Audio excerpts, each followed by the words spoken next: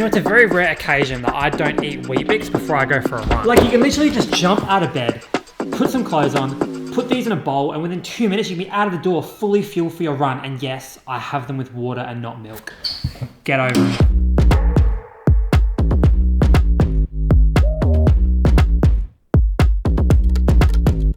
But as always, people do dumb shit and then they post it on the internet and it triggers me. The last time it was nasal breathing, and this time it's running fasted. And I've messed around with this a couple of times. Like, one time I went to a national park on like a Sunday morning, and I thought it'd be a really good idea to do a long run fasted, because I thought, I'll give it a go. So I got about an hour into the run and I completely bonked, and I ended up having to walk back to the car, which took about 40 minutes. Like a genuine death march back to the car. And by the way, I'm not basing my argument just off that run. I've done it a couple of times for easy runs, but mostly I'm basing this off evidence.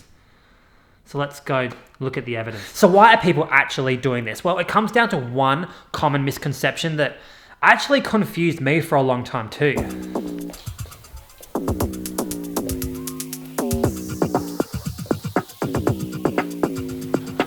Where the fuck is this whiteboard?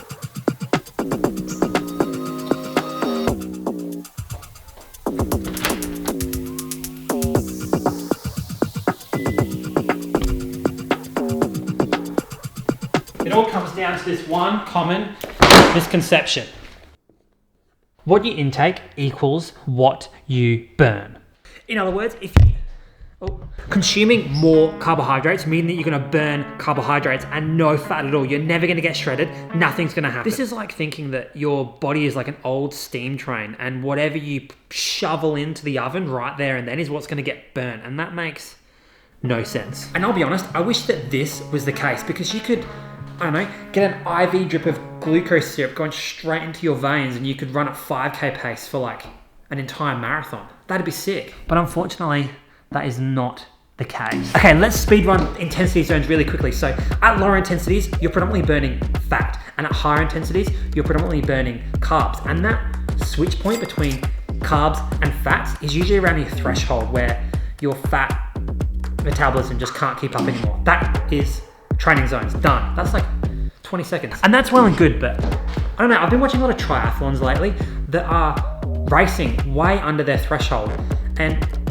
they're just shoveling in carbs, even though they're burning lots of fat. What's the point in that, right? Shouldn't they just be fasted or drinking olive oil? But seriously, even people that are running like 3 hours 15, 4 hours for the marathon, they're still taking gels and they're nowhere near their threshold. They're predominantly burning fat. Why are they taking carbohydrate gels? Just think about that for like 5 seconds and then I'll explain it. Okay. Now, the Krebs cycle is like this metabolic process that produces most of the energy for all of our activities throughout the day. Now, carbohydrates, proteins, and fats are actually able to be used in different capacities to facilitate aerobic metabolism. Pause. Right now, we're only really talking about low intensity activities way under threshold. Now, right here is oxaloacetate. This is one of the intermediates of the Krebs cycle required to keep this train burning fuel. So the only way that we can get this process going around and around is if oxaloacetate combines with acetyl-CoA to create citrate, and that will kickstart the citric acid cycle once again. I can't fucking speak. God. But the thing is, the breakdown of carbohydrates produces metabolic products that actually assist this process of moving oxaloacetate into citrate. You need carbs, basically. So long story short, even when you're burning fat, you still need carbs to facilitate this process. It's a team effort.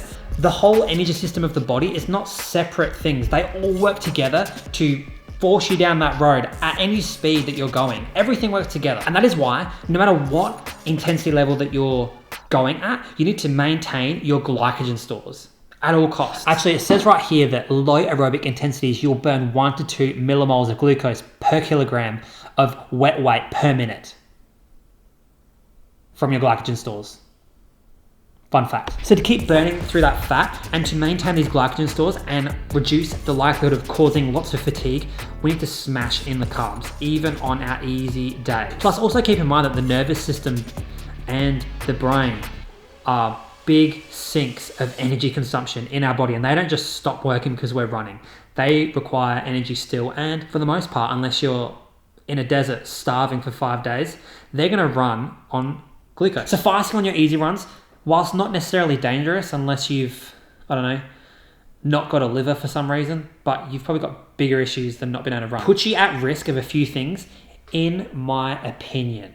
Now, by the way, I did actually tell the missus that people are going to laugh at the fact that we have our Christmas tree up in October, at the start of October. See? And she said that she didn't give a shit. But yes, like I said, it's going to affect you in many ways.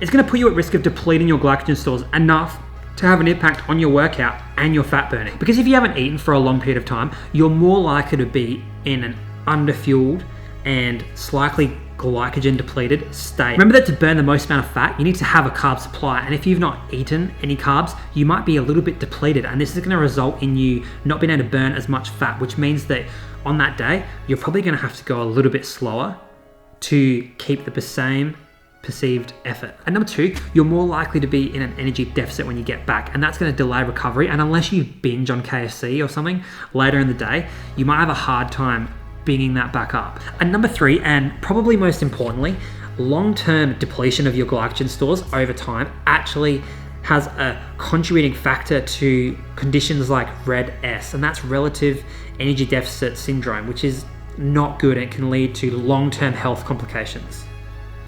And that's really fucking serious. Okay, so that's a lot of talking, but here's what I think you should do. Don't do fasted workouts. The thing is, your metabolic system is really smart, and it's been evolving for hundreds of thousands of years to use any energy supply that you're giving it and, turning it into whatever it needs at that specific time, depending on what intensity of activity that you're doing. It's really smart, and there's no correlation between what you eat and what you actually burn. And the thing is, if you want to go more into the weeds with this, carbohydrates and fats both burn in the flame of protein and amino acids. Yeah. So make sure in your next race that you're getting 100 grams of protein per hour. That's elite performance right there. So fuel your workouts, fuel your runs, every morning run. Make sure you get some food in your belly. It doesn't necessarily have to be super high carb. If it's only a short run, just get something in there so you're not in a fasted state, because you get nothing out of it. And also, Eliud Kipchoge couldn't run sub 3 if he was in ketosis. Eat that one. You can have whatever you like. You can have whatever you like. When the beat goes off, we bang to the